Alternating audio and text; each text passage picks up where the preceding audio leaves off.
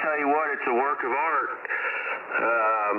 I mean, this one I've got here just so happens to be pristine inside and out, and I'm just trying to treat it with tender, loving care. Yeah, the only thing I haven't done, Kevin, is I put the right logo on the front. Tell you that it's a 220 because it's got the 10-meter mod in it now after all these years, and still putting out the same amount of wattage as it always has, Glenn. Okay, very good. Well, now I have not explored 10 meters on this one, but I noticed that I can go beyond the 15-meter increment, and so I'm going to have to take the cover off and see what's in there. It'll run 17 meters in the 15-meter position. It will not run 10.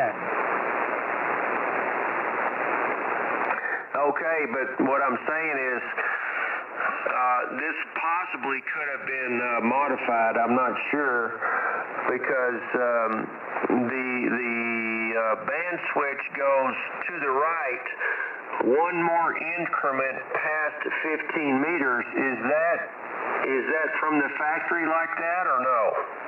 Now, if it goes one increment to the right, like another stop, then it might have 10 meters in there. I just so happened to buy another face plate with a 10-meter etched on there, so mine shows up as all the bands. You follow my meaning, Kevin? Go ahead. Yeah, copy that. Yes, sir. Well, it seems like there's only so much time in the day, but I'm anxious to see when I take the cover off what's on that band switch. I predict, I could be wrong, but I predict that somebody has modified this to work 10 meters. Well, all you got to do is go to 10 and see if it loads.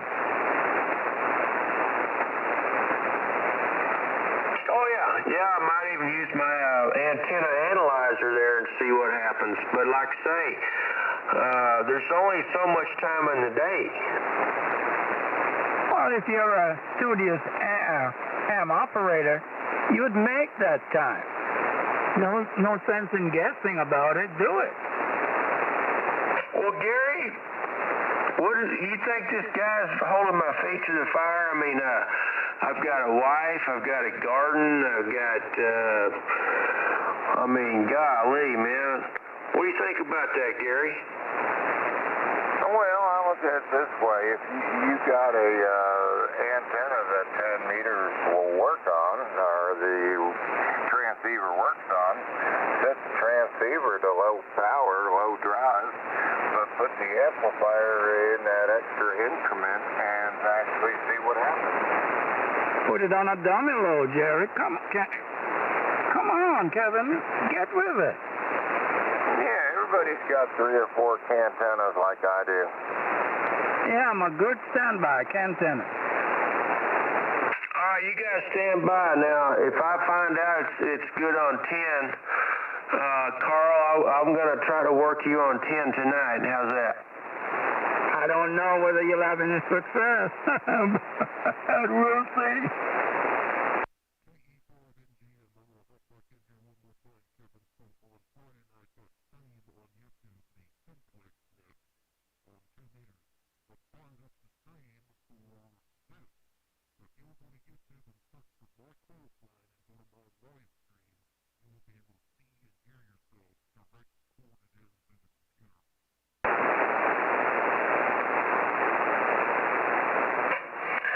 Oh my gosh. This is a mental overload now. You're telling me you're streaming this conversation right now?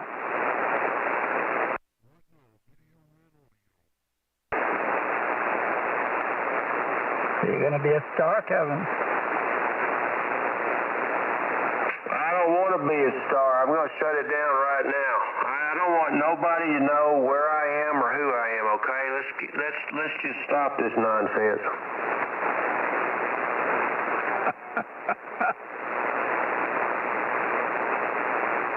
Now let's get back to where we were going. Check that extra stop for 10 meters.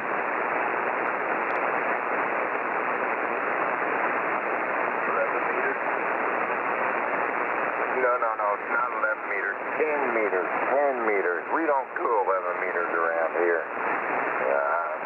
Kevin, just put the radio in 10 meters, turn the power down, flip the switch over to the 10-meter mode, and key it on up and see if you can peak and tune.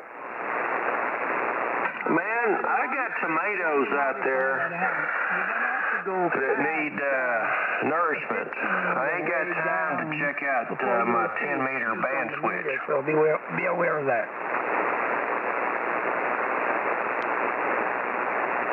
Yeah, there was a lot of doubling there. Yeah, Kevin, did you copy what I said? No, I was talking the same time you were talking. I don't think these radios work very well like that. No, you can find out. Just put the amplifier on that stop that we think might be 10. Go to your 10-meter band on the radio.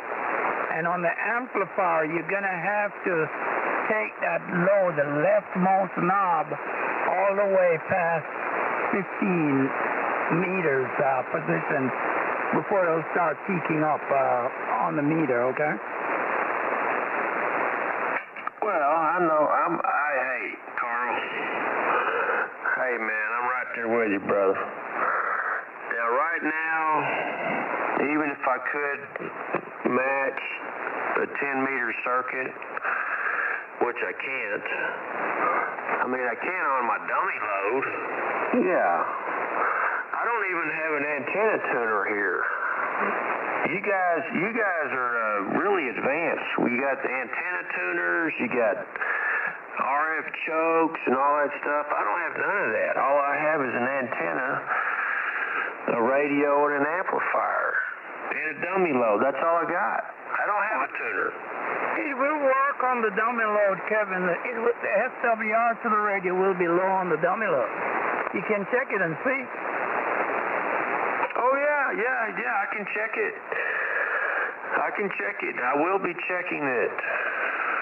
You guys need to just cool your jets. And if you're that anxious to figure out what my amp will do, if you give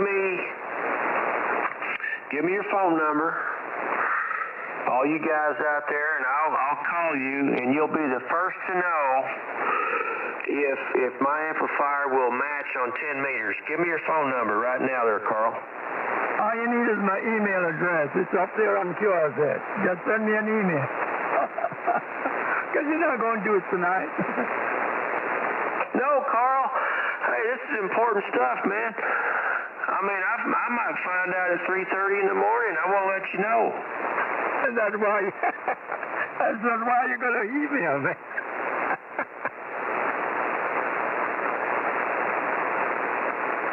Now, you can't use that time to call me, Kevin, because chances are I'm already awake again. Well, I'm just saying, I'm open. If anybody is really on edge, and maybe they can't sleep tonight, if they'll give me their phone number, I'll call them as soon as I find out. No, seriously, Kevin, if it works, let me know by email. I'll meet you up here. I can get my hands on a 4K if I wanted to. But my 100 watts does pretty darn good as far as I know. I'm just running 85 watts. Oh, did you guys actually think I had my amp turned on? Well, when you were starting to peak 40 over on occasion, yeah. Oh, wait a minute. If you want me to turn it on, stand by for a minute. then you're going to have to check 10 meters. Right, Carl? He's performing a diversion now. He's trying to blow us away with a diversion.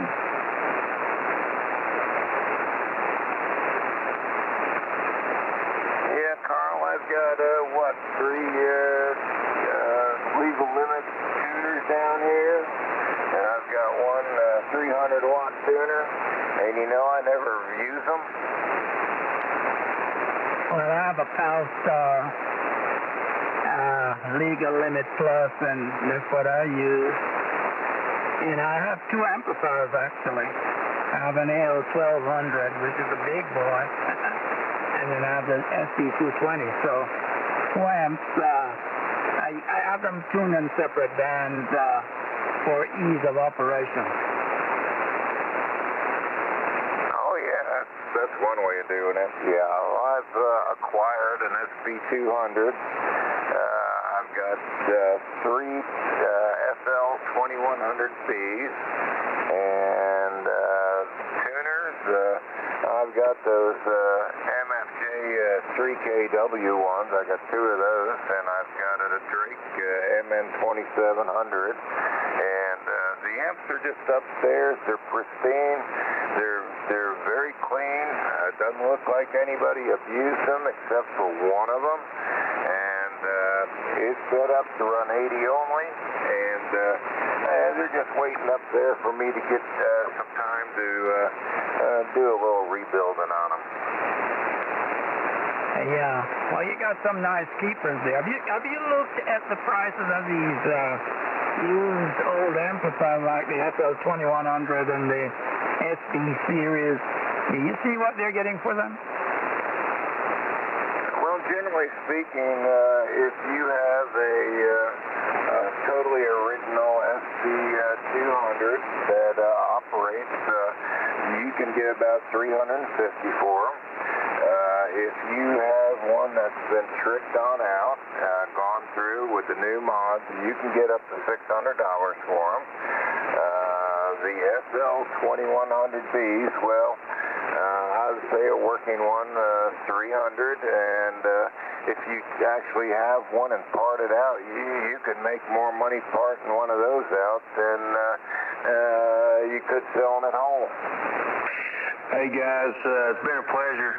Carl, everybody out there, I got to sign off for now. I'm going to go spend some time with my beautiful wife. Y'all have a great weekend. K5WZ. Before you go, Kevin, make sure you email me if that thing works. We'll relinquish you to her, and she's now your custodial guard. N5OMO. Have a good one, Kevin. Okay, you guys just be ready for a phone call when I find out this thing's capable of matching 10 meters. Because, you know, it could be 3:30 in the morning. I don't know. So just make sure your phone is up and running, and it will accept emails, phone calls, and text messages, because I know that everybody's on edge. And I don't want anybody to, lose sleep over this. So I'll let you know as soon as I find out. All right, K5WZ, and I'm clear. Okay, Kevin, have a good evening. It was fun. And we'll talk again.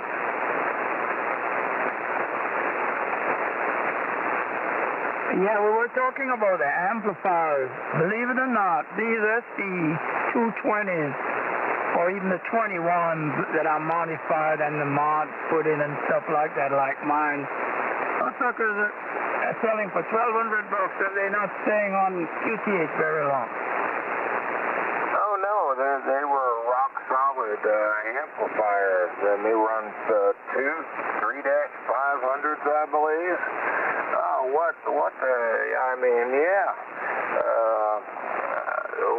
like I'm teaching a friend of mine in audio.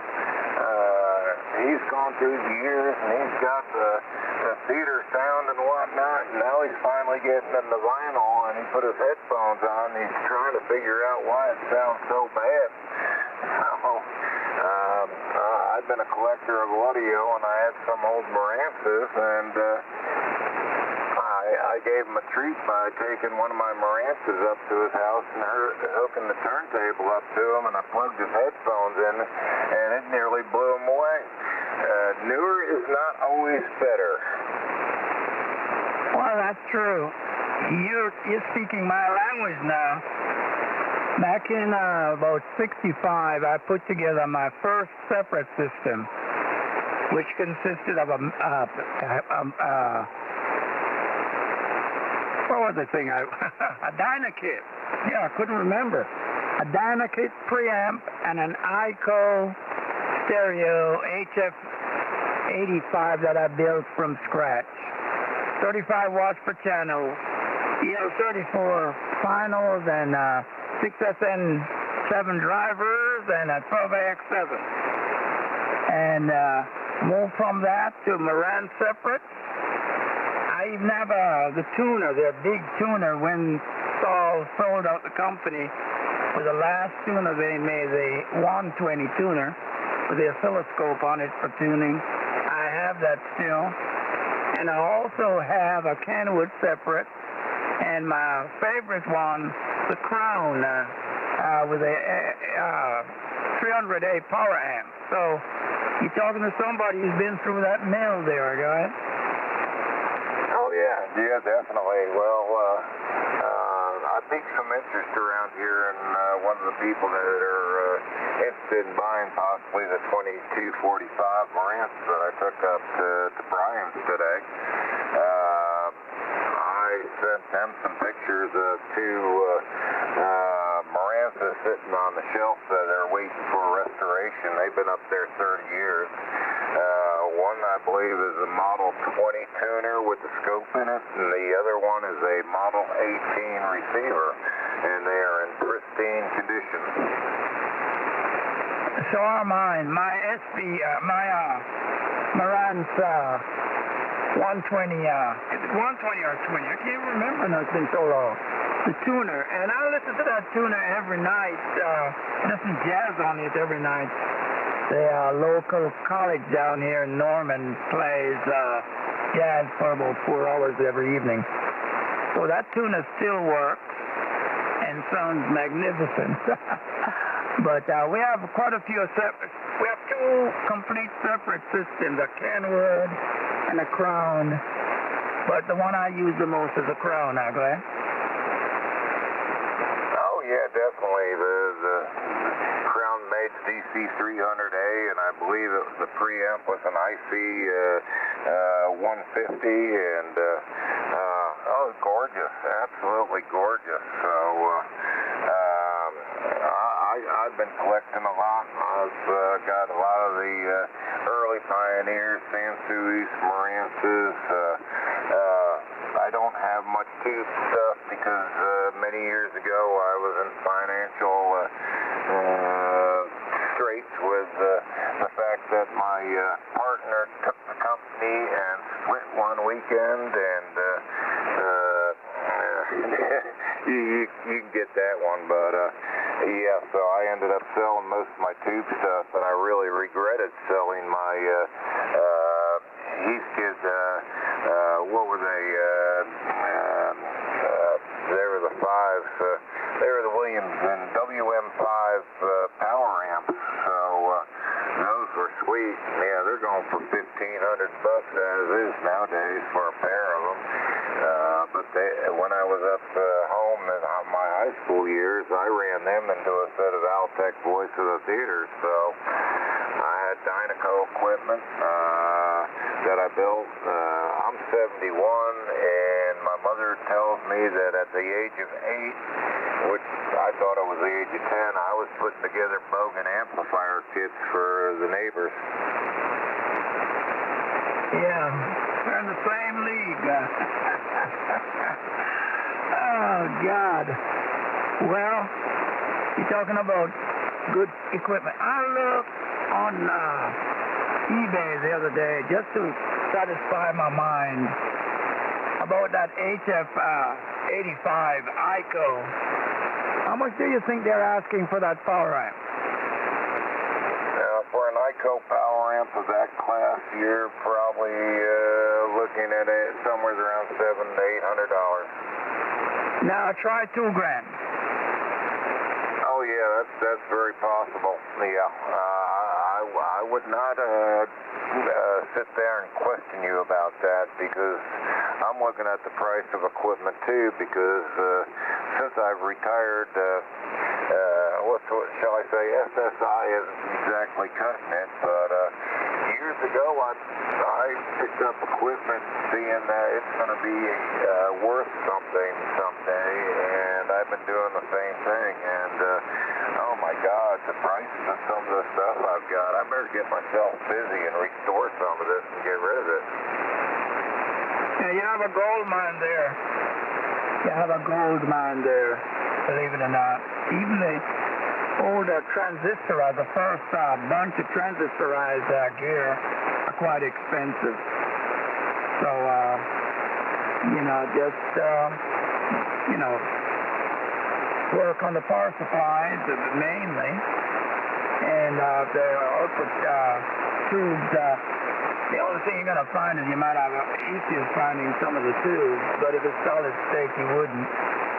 But so the value of items, even turntables, it's unreal what they're asking for a technique. And I have two of those, one belt driven, one direct drive, so I don't need any more turntables. Turntables the other day, and I think I got about 9 Techniques turntables, and several of them are the high-end jobs, not the 1200s, but they're close to it. And receivers.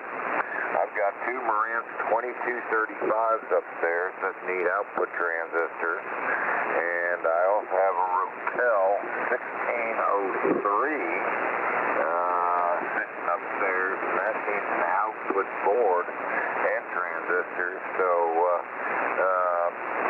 just some of the stuff. I've got the Dynaco 400 sitting upstairs. I've got SAE power amp. I've got the phase linear. Now when you want to start talking tape decks, I've got probably about 6 Akai reel-to-reels, and I priced them a couple of years ago at $1,000 a piece. Yeah, I have one of those big 10 NAB models. It's still in a box, like new. I think it's been used one time. And I have tapes out. I'm scared to put them on. I don't know whether they'll break or not. But I have that, and I have a Reebok B77 in the closet. That still works. So we're like pack rats out there, go ahead. Oh, yeah, Carl. you're in the same category I am. So, and the Reebok's A77, that's worth a fortune. That is sought after. So, and you have one new in the box. Oh my God, you're probably talking $3,000 or $4,000 for that reel-to-reel. No, the Akai is in the box. The B77 is in the closet on top of one of my extra speakers. Well, if you look up the Akais, any of the big boy Akais, they're worth money. I've got a 747 over here in very nice condition. So I picked it up at a garage sale for $25, if you can believe that. Well, some people don't know what they have, or they forgot what it's for, and they want to get it out of the house, but they don't look at it like it's gold.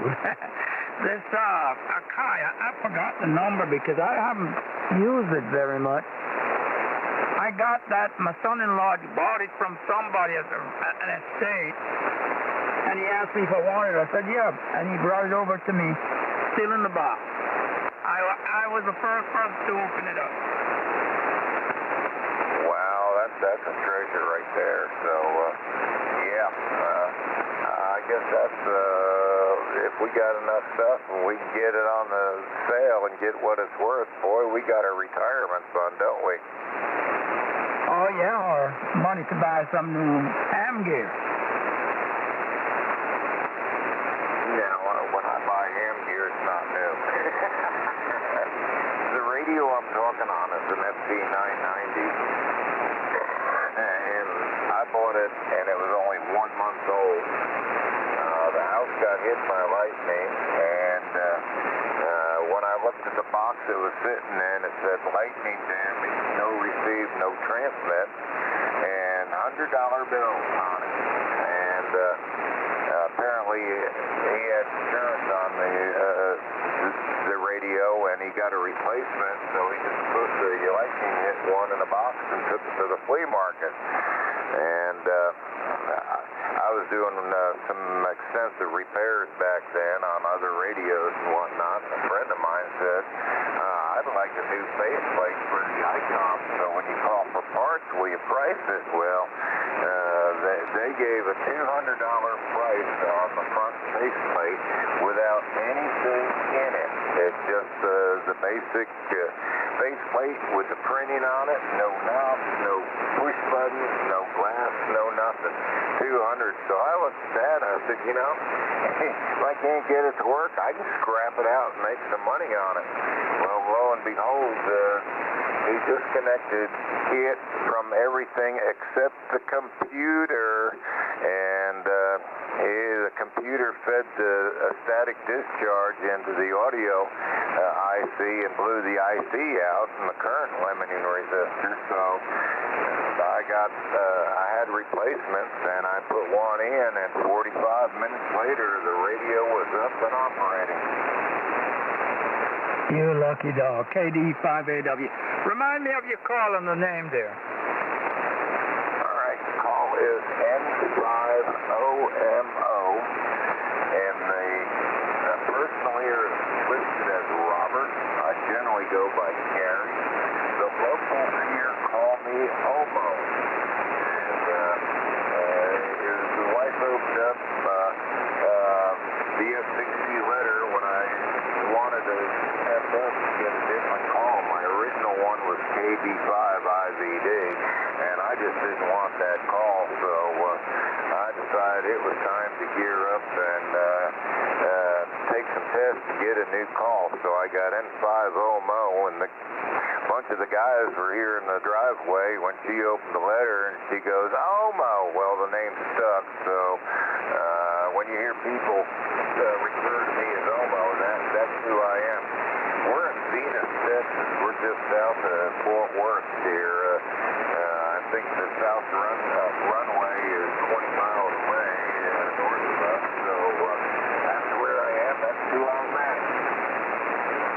Oh, okay, Omo. I like that. I remember that. I have it written down.